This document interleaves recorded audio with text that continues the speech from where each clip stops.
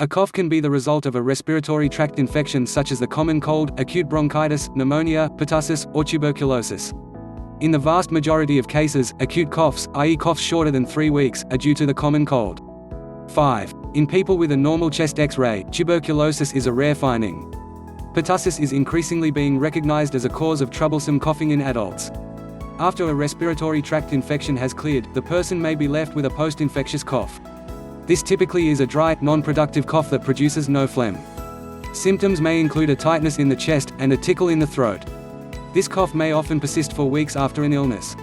The cause of the cough may be inflammation similar to that observed in repetitive stress disorders such as carpal tunnel syndrome.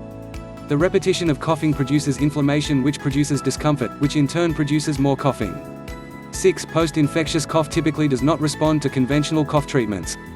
Treatment consists of any anti-inflammatory medicine, such as ipratropium 6 to treat the inflammation, and a cough suppressant to reduce frequency of the cough until inflammation clears.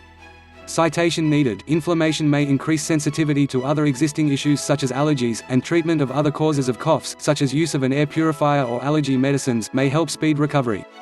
A bronchodilator, which helps open up the airways, may also help treat this type of cough.